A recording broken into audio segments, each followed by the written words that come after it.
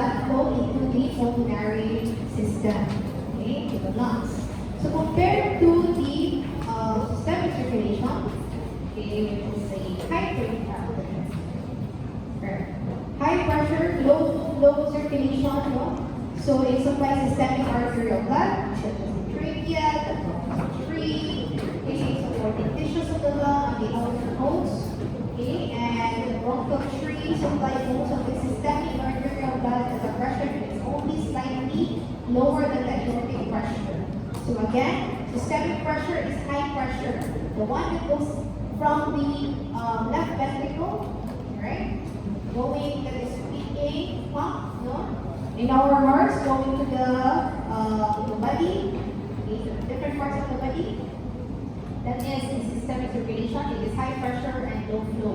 There are parts of the lungs that is being supplied, no, using the supplied by these different arteries coming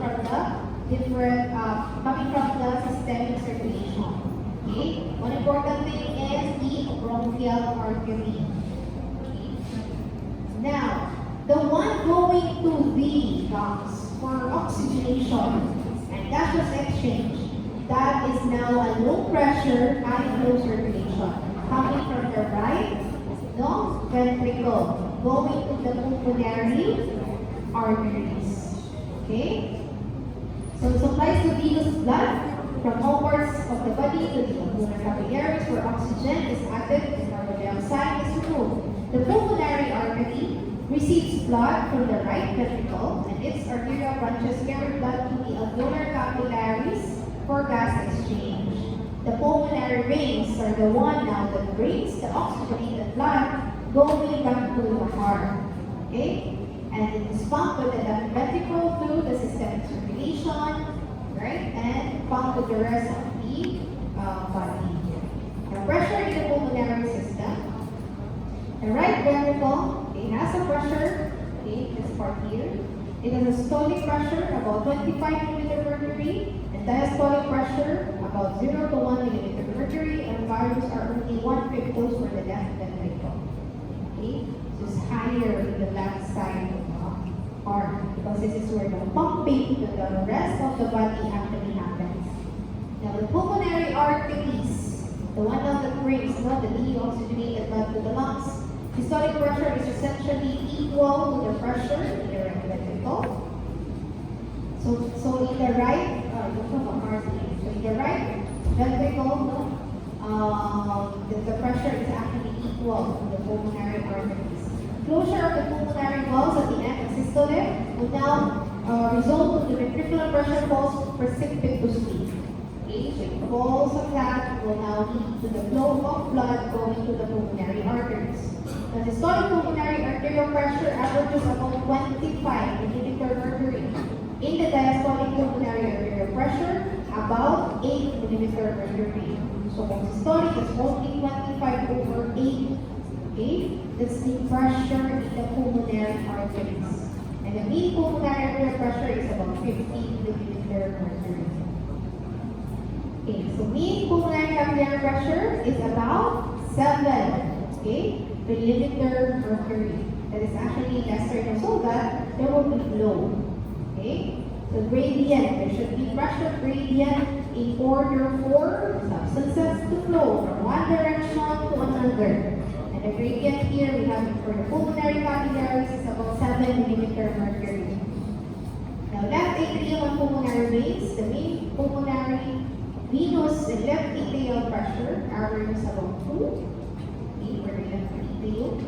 In the recumbent human being, right? Estimated with modern accuracy to measure the so-called pulmonary wedge pressure. Okay? The wedge pressure is about 5 mm mercury, and usually only 2 to 3 mm mercury greater than the left atrial pressure because we do not directly measure the pressure in the left atrium. So we get the pulmonary wedge pressure. Okay? So measurement is achieved by inserting a catheter first through the peripheral vein to the right atrium, then through the right side of the heart, okay, and through the pulmonary artery into the small branches of the pulmonary artery, finally pushing the catheter until it wedges tightly in the small branch. So, ang catheter is actually going to those areas, okay, to measure the wedge pressure. Now, pulmonary blood flow contains 9% of the total blood volume, okay, or about 450 ml. 70 ml of this is the pulmonary capillaries, remainder equally divided between pulmonary arteries and veins. So cardiac output of the right heart is equal to the cardiac output of the left heart. But how could it handle 450 ml? Okay? It can handle such amount because it has lower pressures and resistances. Pulmonary blood flow is directly proportional to the pressure gradient between the pulmonary artery and the left atrium, and is inversely proportional to the resistance of the pulmonary vasculature. So flow, Q here is flow is equal to the pressure gradient over resistance. Okay. Moving on. Regulation of pulmonary blood flow is regulated primarily by altering the resistance of the arterioles. If there is a change in resistance, accompanied by changes in the tone of the arterial smooth muscle, okay, then the blood flow will definitely, there will be changes as expected in the blood flow. It is mediated by local vasoactive substances, especially oxygen, because there is what we call hypoxic vasoconstriction. This is only found in the lungs. You cannot see this one in the rest of the body because usually it's the opposite. But there is less oxygen, arteriole should dilate. But here, the lungs, so there is less oxygen in certain part of the lung, there will be hypoxic vasoconstriction. What's the reason for this one? Why is it happening? In order to shunt the blood, in areas where there is more oxygen. So, reroute, okay, the blood will be rerouted to areas with good ventilation. Okay? Now, partial pressure of oxygen in alveolar gas is a major factor regulating the pulmonary blood flow. So, if there is less oxygen in that alveoli, there will be constriction of these arteriole in that alveoli. Okay? Nasaktan ka? You understand? Okay, so PaO2 produces pulmonary vasoconstriction. Okay, next that. So adaptive mechanism reducing pulmonary blood flow to poorly ventilated areas where the blood flow would be wasted. Okay, the waste ng blood flow. Okay, so should be rerouted. No? That's why it's constricted. It will not require, this is no entry now, go to another area where there is oxygen. Okay? So that's how amazing our body is. Hypoxia causes depolarization of the this is now the mechanism. Hypoxia will cause depolarization of the vascular smooth muscle cells. Depolarization opens voltage-gated calcium channels, leading to calcium entry into the cell and contraction. Now this is a mechanism behind the arterial vasoconstriction. And there is also inhibition of the nitric oxide synthase. Nitric oxide will cause vasodilation. Okay? So, this is the mechanism. Right? Now let's go to the bridge to anatomy in fetal circulation. Okay? Remember, fetal blood is actually shunted to the lungs. There is no blood to go into the lungs because why? The fetus is still inside the uterus. Okay? So, this is another example of global hypoxic vasoconstriction, wherein PaO2 is much lower in the fetus than in the mother, reducing vasoconstriction in the fetal lungs. The fetus is not moving yet. There's no air inside there. Now, this will increase pulmonary vascular resistance. Okay? Now, decrease pulmonary blood flow to approximately 80% of the cardiac output. Now, at birth, the neonate's first breath will increase now the pulmonary alveolar oxygen. Okay? Remember, there is a shunt. Okay? So there is actually a hole between the atrium that will shunt the blood coming here instead of going the left atrium. There is a hole here. Yes. Isa pa rin siya, ovale, foramen ovale. Okay, that will shut the blood here, going there. Okay? Now, upon first breath, we will be now increase in O2, no? So, pulmonary blood flow increases and eventually equals cardiac output on the left side of the heart and flow. So, this, the whole here will be closed. Right? The ovale and foramen ovale. Okay? Other vasoactive substances, we have thromboxane A2, prostacyclin, and leukotrienes. So, thromboxane A2 is from the arachidonic acid metabolism through the cyclooxygenase pathways. In macrophages, leukocytes, and epithelial cells are produced in response to certain type of injury. This is a powerful local vasoconstrictor of both arterioles and veins. Okay? Arachidonic acid and prostacyclin, potent local vasodilator produced by lactic cells. And then here is causing airway restriction for leukotrienes. Okay? The reason mga leukotriene inhibitors like montelukast. Familiar, no? Okay? So, in order to boost this formation of this substance so that there will be no leukotrienes that will cause airway restriction. Okay, distribution of pulmonary blood flow. When a person is standing or supine, supine is lying down. Blood flow is very uniform throughout the lungs. If you're lying down, okay, there will be no difference in the blood flow. But when you're standing, okay, blood flow is unevenly distributed because of the effect of gravity. Okay, and also CP. No? Blood flow is lowest at the apex of the lung, that is zone 1, and highest at the base of the lung. The reason why, what bacteria will thrive there? Mycobacterium. Okay? Bacteria loves oxygen. Tuberculosis. Okay? Will thrive in the upper zone 1 or the apex of the lung. Muna siya natin sa tinan. Okay? Usually. So these are the different pressures driving blood flow. Okay? In lowest, okay? Blood flow is lowest in the zone 1 or in the apex.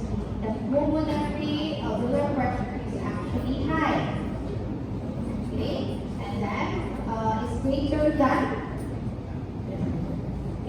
pulmonary alveolar, PA pulmonary alveolar.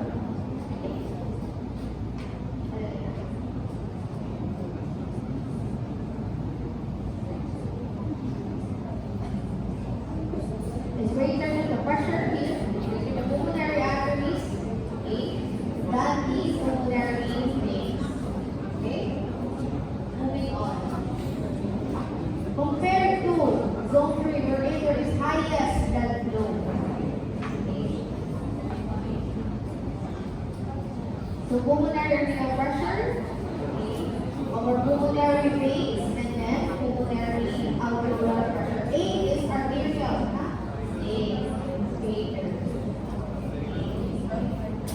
Arterial, pulmonary arterial pressure is highest. Okay, so let's go over. So zone 1 blood flow is lowest. Okay, so blood pressure greater than your pressure and the venous pressure. No blood flow during all portions of the cardiac cycle. Okay, this is what happens here. Alright, the high blood pressure may compress, okay, the capillaries and reduce blood flow in zone 1. Okay, that is the reason why there is no blood flow because of the high alveolar pressure. Okay, seen in hemorrhage or if alveolar pressure is increased because of positive pressure ventilation. Okay, BPAP, positive pressure ventilation. Then in zone 3, there is intermittent blood flow. Moving down the lung, arterial pressure progressively increases because of gravitational effects on arterial pressure. The arterial pressure is greater than alveolar pressure in zone 2, and blood flow is driven by the difference between arterial pressure and alveolar pressure. Intermittent, in any case, the alveolar pressure will be higher if the arterial pressure is higher, there will be blood flow. Okay? But here in zone 3, this is where blood flow is continuous. The arterial pressure is highest because of the gravitational effects, and venous pressure finally increases to the point where it exceeds alveolar pressure. In zone 3, blood is driven by the difference between arterial and venous pressures and most vascular events. Alright. Okay, so we go through the pulmonary capillary dynamics.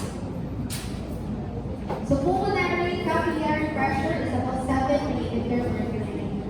But blood passes through the pulmonary capillaries in about 0.8 seconds per second. No?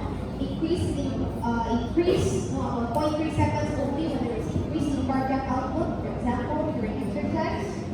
Additional capillaries will open up to accommodate the increase in blood flow. So during exercise, even if the blood will pass quickly compared with at rest, but there will be more capillaries that will open.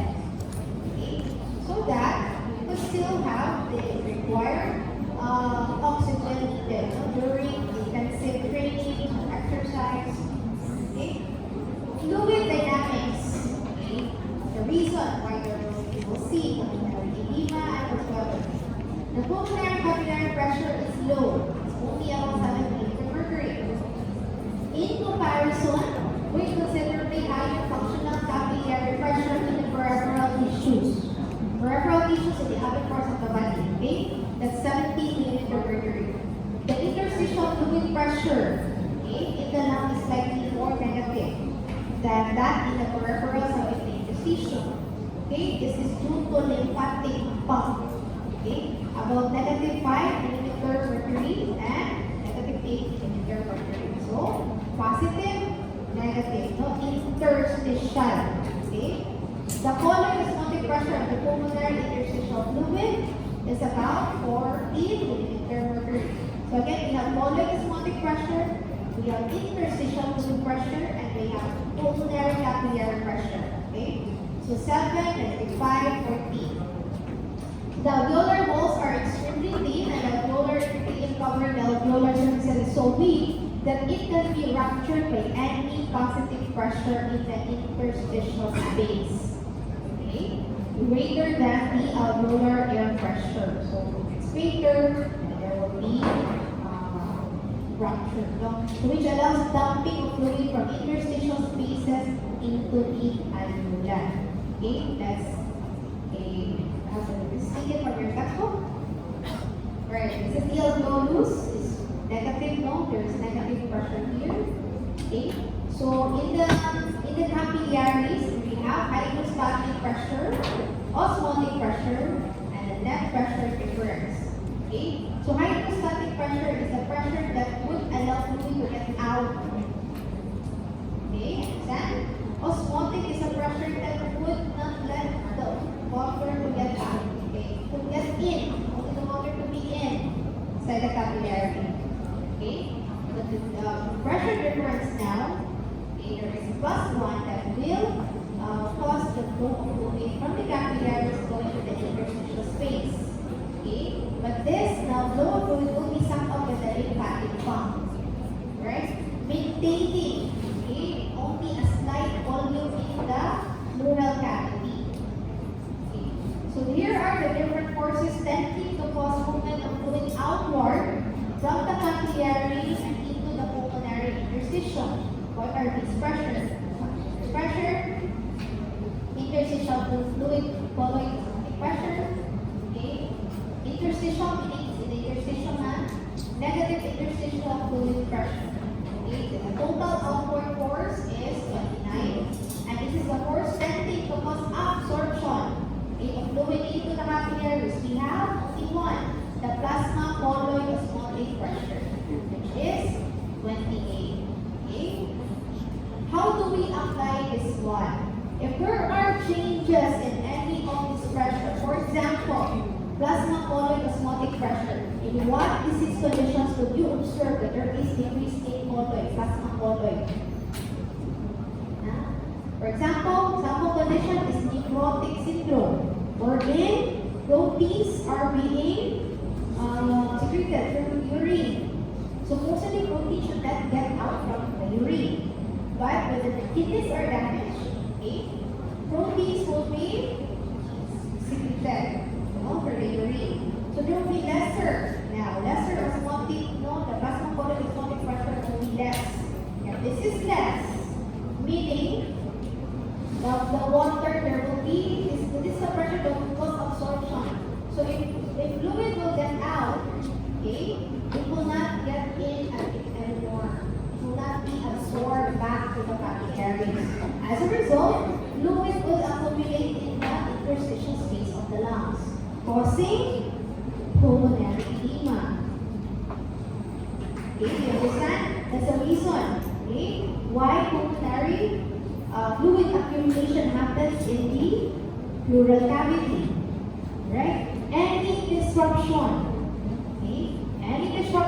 of these forces or pressures which tends to increase the movement of fluid. Okay? When the movement of fluid is greater than the movement of fluid back to the capillaries, then there will be edema. Right, so thus the normal outward forces are slightly greater than the inward forces, providing a mean filtration pressure of the pulmonary capillary membrane that can be calculated as class 1. Okay? So that's the total outward pressure is plus 29 and the total inward is negative 28. So we have still a filtration that is only just right. Just the right amount of pressure that would cause the movement of the small amount of fluid out from the capillaries. Okay.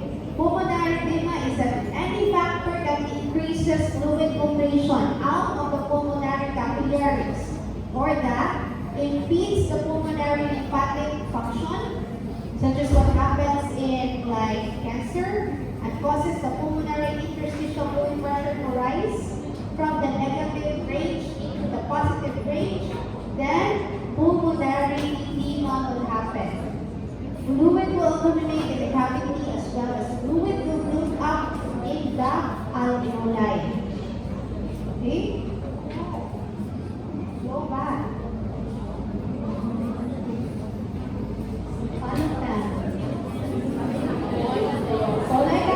Okay, let's review your pointers. It's about that.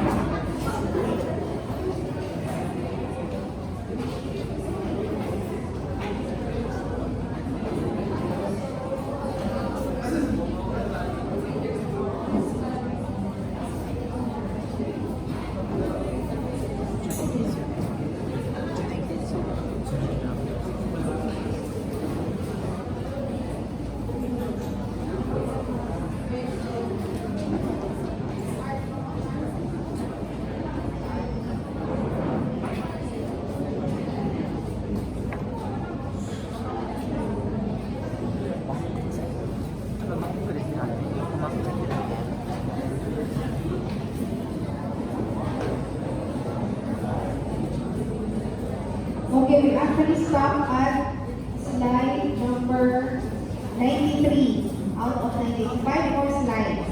Okay, the other slides will actually give you examples of common causes of pulmonary edema. Okay, so let's proceed with some pointers for your assessment. There are 30 questions. 30 questions for the 2 chapters. The first half, we'll talk about chapter 38. Okay? We'll talk about the mechanism of breathing, or the mechanics of pulmonary ventilation, right? And what else? In mechanics, we will talk about the different pressures, different muscles, okay, the raise the rib cage, pressures, and what's happening, changes the pressure during breathing, inspiration, expiration. Okay?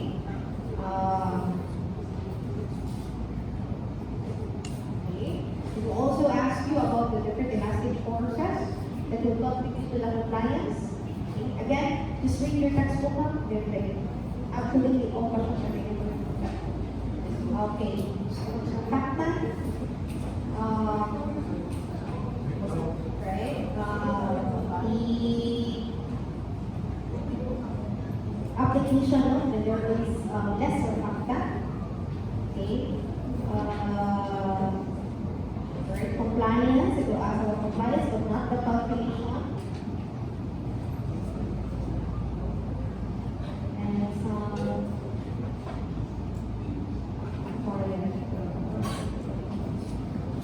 right? Energy expenditure. Okay. During normal part of respiration. Okay. We'll ask you about the different lung capacities and volume. That space. Okay. Airway resistance.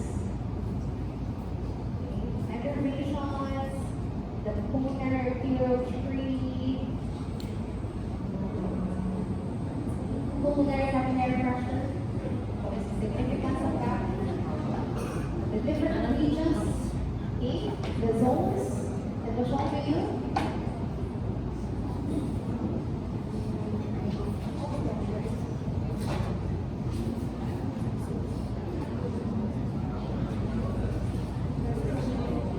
Alright, there is one.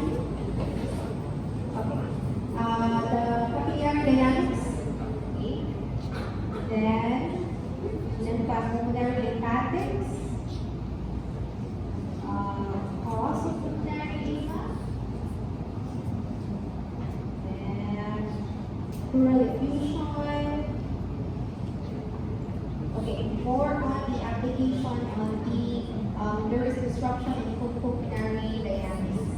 Kita po mga last slides. Okay. So only that. I think you can answer it. There is one question on information.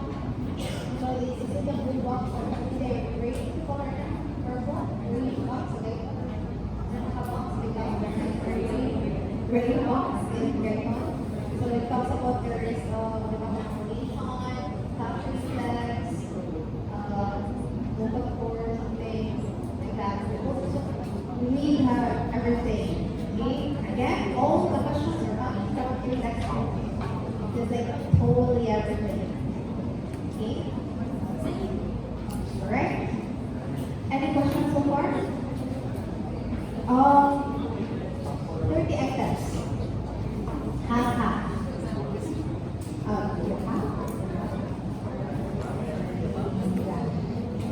And then room 13, please remain. The rest you can go and have your lab and the rest. If you don't have